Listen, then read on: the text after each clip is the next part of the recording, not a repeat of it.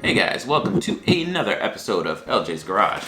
And what we got going on today, I've got this Sena SMH5. It's a fairly affordable, headset now that it's depreciated a little bit because it's no longer the hottest new Sena on the market. If you're like me, you have a couple different helmets and you don't, or if you're someone that maybe, doesn't want to spend $300 plus on a Bluetooth helmet per se, you may want to consider some of the older model headsets or intercom modules that are available on the Amazon market or wherever on the internet. I picked this one up for under $100. I needed to go for a simple, quick little ride. I needed an intercom, and I didn't have one on this helmet, which is the helmet that I like to ride in most of the time. And the reason I like this one is because it's got the convertible setup, so I can pop this up whenever I need to. And so I like that modular helmet type thing, but I don't have a headset on it. So instead of just, saying, oh, this sucks, and paying, a couple $100 for the latest, greatest model Sena, I'd rather just try out one of the old ones. So I figured you guys might get a kick out of this. But yeah, if you're like me and you just want to save some money, you want to know the answers to, hey, is it worth it to buy the latest, greatest, newest, bluest thing? Yeah, that just rhymed. So I decided to go with it. But let's just say, you don't want to spend all that money and you need a headset, you're going to go ride with your friends. You need to figure out if this is actually a worthy thing to just pick up on Amazon for cheapy cheap. A couple cool things with this one, technical specs. It's got 8 hours of talk time, 7 days of standby time, battery charging time, 2.5 hours. And as far as the intercom distance, it works 400 meters, which is actually pretty good, or 430 yards if you're in open terrain, it says. It doesn't weigh much, it's Bluetooth 3.0. And other than that, it looks pretty straightforward, just like the rest of them. So let's get this installed. I know everyone likes a good unboxing, so let's go back to the beginning.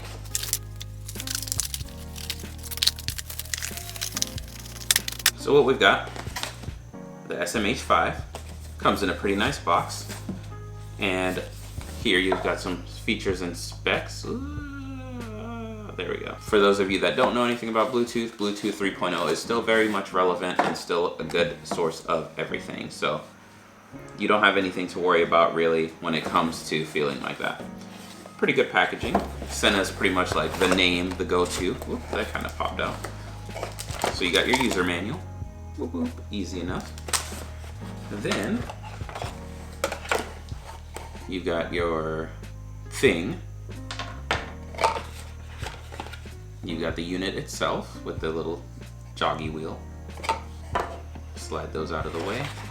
And then a cool tray. Pretty nice instructions. It tells you what everything is. Got your USB charging cord. A clip. More stuff. And then in this little baggie, we got a couple more things.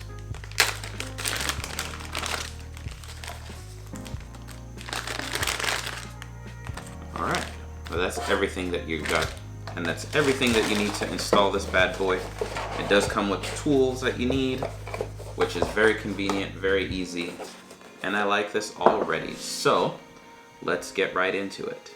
One cool thing, if you're watching this, then you don't need these instructions, but it comes in a lot of different languages. Check this out. So the first thing that we'll need to do is grab this guy right here, which is your little clip dude that holds the main unit onto the side of the helmet.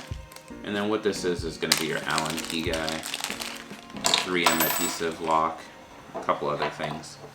So you can go ahead and loosen these screws up. This is so easy that literally anyone that can read or follow LJ's videos can do this. So once you've got that loosened, what you're gonna do is you're gonna go ahead and grab him and you're gonna just loosen this just a little bit. I loosened it all the way because I'm a silly boy. Go ahead and just get those threaded just a little bit. And this guy just clips right in here. So we're just gonna slide this in, find a good spot, and watch out for the little clips under here. And what you can do is kind of once you get it in place, like let's say you like that spot where that lives, you can grab the unit itself. So make sure you have enough room to slide it in place. As you can see with mine, it's gonna hit my visor. So I don't want it to do that. So what I can do is I can either just push that in and just deal with it and just let it live right about here. If I'm good with that, and I can just keep that right there, and I'll have to just close the helmet, make sure that that doesn't impede anything, and it doesn't. So I kind of like where that sits. Another thing you can do if you don't want to use this and get between the pads and squish this, because you want to make it a more snug permanent thing, is you can use this 3M adhesive, and then what you do is you just glue that onto the helmet, slide this into place, and that's it. So since I kind of like that option, I'm gonna go ahead and do that instead. So I'll move all this stuff out of the way. And then what you're gonna need as well is once you get that, you kind of gotta get all your little wiring things out of their package. So here you've got your, so here, what you've got is your little speakers, and those are gonna sit behind the padding. So starting off, what I like to do now that I've got everything kind of in their place, which is scattered all over the table, but what I do is I'll just go ahead and dry fit everything, put it the way that it needs to be, and then with this one you just push in, lock down, and this is gonna be for your speakers and your mic, and then you'll go ahead and you'll see that you've got this connection for your microphone right here. So you can grab your mic, which is in this hand, and go ahead and male to female, bang, good together, and then you're gonna head and now you've got all this set up, which is your microphone and all that stuff.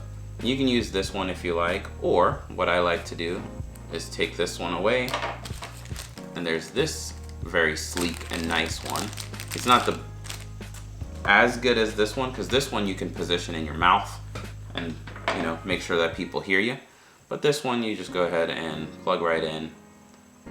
And I like this one because I can leave this kind of in the helmet itself, and then it'll just pick up audio. I don't have to worry about things too much. And then what's really nice about all this is you've got your ear pads and whatnot, but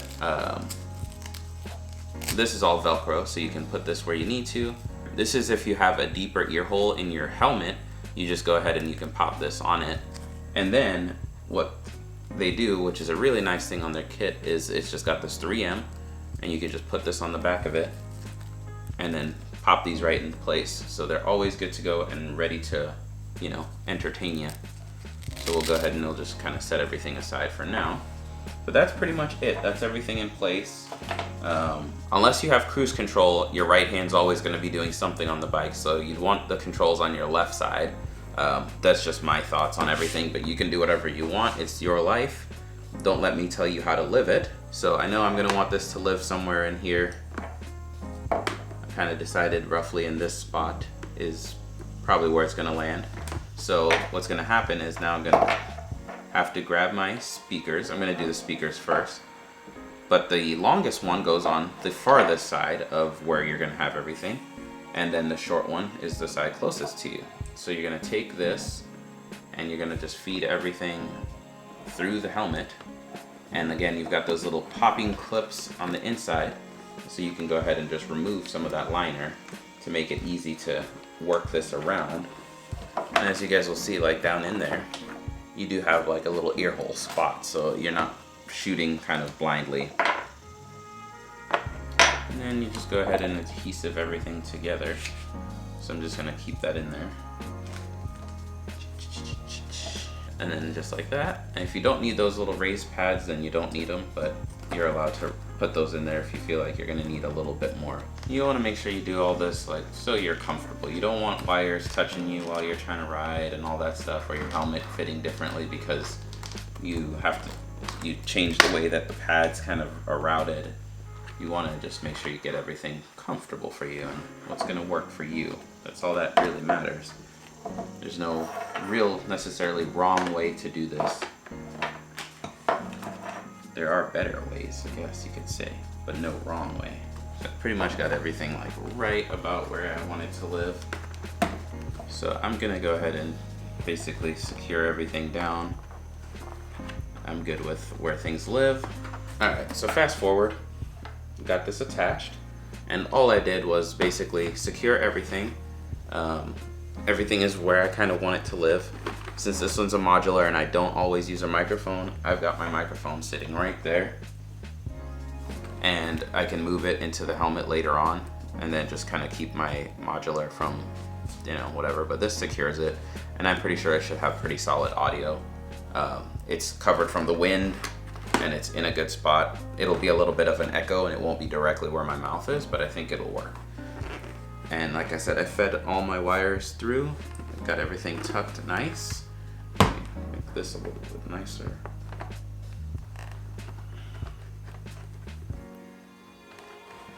And now I'm ready to test it out. So I know I look kind of ridiculous, but I'm setting up this Bluetooth thing. This is what it looks like from the side. I do wish I had moved it up just a hair, but I can't with the way that this visor sits. As you can see, this is where you would normally want it, right about here on a normal full face helmet. So pairing is super simple. Got that set up. You literally just hold this for 5 seconds, the red button. It goes into pairing mode, and it's super easy. And you just set up your voice command, really simple, to use your Google Assistant or whatever, and it just can make phone calls for you and everything using your keywords, or you can, like I said, you just tap it and it does the voice command thing. You could double tap it, set up a speed dial if you need to for emergencies. That's always good. Yeah, there's a whole lot that I could go into with the settings and the buttons and all that stuff, but I'm not going to. So overall, I'm playing some music right now, and it's pretty nice, pretty good sound. But that's all I got for you guys on this one. I'm gonna take it for a ride, see how it does, and I'll give you my follow-up thoughts on this one. But that is how you install the SMH5 Bluetooth intercom headset. Coolness, whatnot, and it does a really good job so far from what I can tell. I'll make a phone call, test it out. Other than that, it's pretty straightforward. So honestly, I'd say if there's a company that you want to try these old last generation, you know, models out, or the last year's model, definitely try it out, save some money. For me, I don't really need the helmet to do all this cool stuff, and I don't really need a Bluetooth helmet, so being able to save a little bit of money is actually pretty good. Not all of these are made equally, so you may have to try a little bit to find the right one, but buying this budget Sena to rig my, you know, random every now and then helmet, it works, it saves money. But thank you guys so much, and if you got any questions, comments, concerns, be sure to drop them below. My next video is gonna be on the RAM mount, so I'm gonna do a RAM mount install, put that on the Ninja, and yeah, just kind of changing the setup, getting some accessories on the bike, and making the experience a little bit better whenever I'm on that bike. So till next time, you guys stay safe, stay healthy, all that good stuff. Enjoy your ride. I'll see you next time.